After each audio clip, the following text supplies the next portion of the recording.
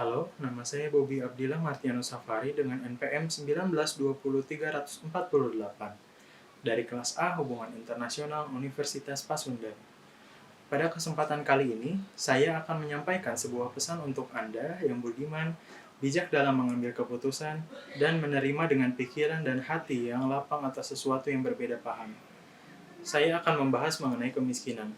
Perlu diketahui, sebelumnya saya bukanlah seseorang yang tahu akan segalanya. Saya hanyalah manusia yang berusaha memenuhi tugasnya untuk menjadi manusia yang baik pada sesamanya. Kasus kemiskinan bukanlah sesuatu yang mengherankan bagi semua orang. Namun, kemiskinan masih saja belum bisa teratasi dari zaman dahulu. Meskipun begitu, selama 25 tahun terakhir, kemiskinan ekstrim global terus menurun. Tentu ini dinilai positif karena adanya kemajuan untuk memberantas kemiskinan. Pada 2020, penyelesaian kemiskinan ekstrim kembali mengalami kemunduran.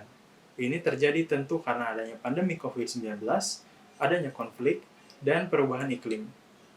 Perubahan iklim dan konflik tentu sudah terjadi sejak lama, namun munculnya pandemi COVID ini memperburuk keadaan dan menjadi hambatan atas masalah baru untuk pemberantasan kemiskinan dunia. Di benua Afrika, kemiskinan mungkin adalah suatu hal yang tidak asing didengar oleh warga dunia. Pada faktanya, World Bank menilai ada 5 negara termiskin di dunia dan semuanya berasal dari benua Afrika. Yang pertama yaitu Sudan Selatan dengan persentase mencapai angka 82,03%. Diikuti dengan negara Equatorial Guinea dengan 76,08%, diikuti dengan Madagaskar 70,70%, Guinea-Bissau dengan 69,30%, dan Eritrea dengan 69%. Ini membuktikan bahwa tingkat kemiskinan di negara Afrika sangatlah tinggi. Bahkan dalam estimasinya, hampir 80% negara-negara yang gagal atau tidak dapat menghilangkan kemiskinan pada 2030 berada di kawasan Afrika. Meskipun SDGs mengenai kemiskinan menyatakan bahwa akan mengakhiri kemiskinan pada tahun 2030, kenyataannya sekitar 40% orang Afrika hidup di bawah $1.90 per harinya. Orang-orang di Sub-Sahara kemungkinan akan 2 kali lebih miskin dibandingkan masyarakat di Asia Selatan. Penelitian terbaru juga memperkirakan bahwa perubahan iklim akan mendorong 68 juta hingga 132 juta ke dalam kemiskinan pada tahun 2030. Perubahan iklim adalah masalah yang sangat berbahaya bagi penduduk di Sub-Sahara Afrika dan Asia Selatan. Di benua Eropa, pada tahun 2018, 109,2 juta orang berisiko terhadap kemiskinan. Itu setara dengan 21,7% dari populasi Uni Eropa. Negara termiskin di Eropa yaitu Moldova dengan GDP hanya 2,289 US dollar per penghuni. Negara ini mengalami krisis geopolitik sejak jatuhnya Uni Soviet. Gaji rata-rata di Moldova diperkirakan sekitar 250 euro. Banyak rakyat yang bermigrasi ke Moskow atau negara lain di Eropa. Di Amerika Utara, negara Haiti adalah negara termiskin dengan GDP per kapita 671 US dollar. Haiti mengalami pertumbuhan populasi yang cepat melebihi kemampuan negaranya untuk menyediakan tempat populasinya. Pada Januari 2010, Haiti dilanda gempa yang sangat dahsyat. Gempa itu merupakan bencana terbesar yang pernah dialami oleh Haiti. Haiti memiliki sejarah perbudakan, revolusi, deforestasi, korupsi, utang, dan kekerasan. Semua faktor ini menyebabkan kurangnya infrastruktur, ketidakstabilan politik, dan kemiskinan. Di Oseania, di negara Kiribati adalah suatu negara yang paling tidak ada perkembangan. Kiribati juga termasuk negara miskin. Ini disebabkan karena adanya keterbatasan sumber daya alam daratan. Perekonomian Kiribati sebagian besar bergantung pada penangkapan ikan, pemotongan kopra, dan pertanian. Di Tarawa Selatan yang lebih perkotaan, sumber daya tanah dan perikanan hampir sepenuhnya habis, dan kurangnya peluang kerja. Kiribati sangat tergantung kepada bantuan asing untuk menutupi anggaran keuangannya. Pindah ke Asia, di Asia, negara Korea Utara adalah negara termiskin dengan GDP per kapita $651.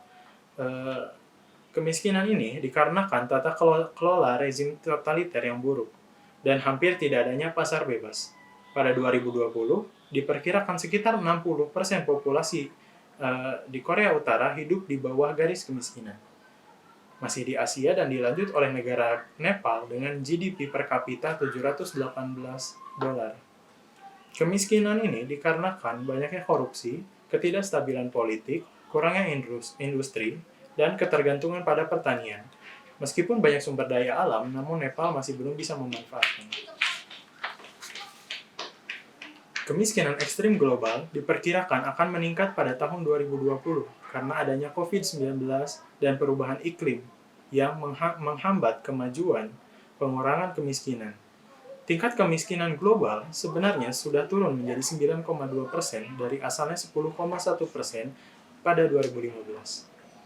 Itu setara dengan 689 juta orang yang hidup kurang dari $1.90 per hari. Pada garis kemiskinan yang lebih tinggi, 24,1% dunia hidup kurang dari $3.20 per hari, dan 43,6% kurang dari $5.50 sehari pada tahun 2017.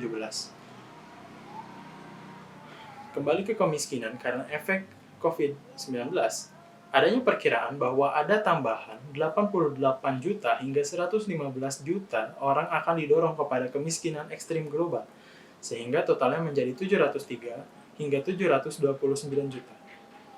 Pada faktanya, menurut Oxfam, jika 22 orang terkaya di dunia digabungkan kekayaannya, maka mereka masih lebih kaya dibandingkan seluruh kekayaan wanita di benua Afrika. 1% orang terkaya di dunia memiliki kekayaan 2 kali lipat dibanding 6,9 miliar penduduk dunia. Salah satu faktor yang mendorong distribusi kekayaan yang tak merata ini adalah perbedaan pertumbuhan pendapatan dari gaji dan dividen. Dalam risetnya, Oxfam menunjukkan bahwa sejak 2011 hingga 2017, gaji hanya bertambah 3% di negara G7.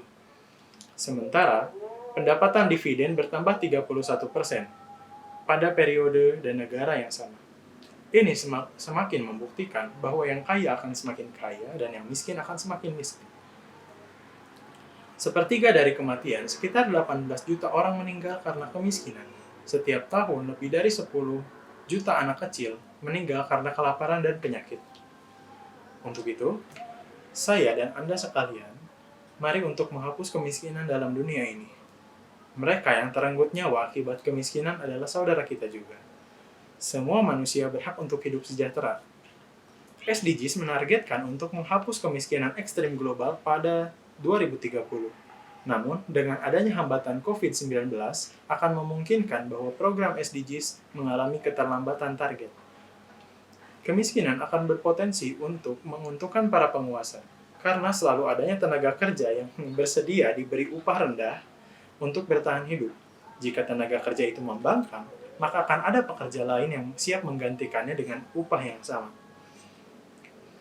Dengan ini, maka kapitalisme yang bersifat terus memanfaatkan orang miskin harus dihapuskan.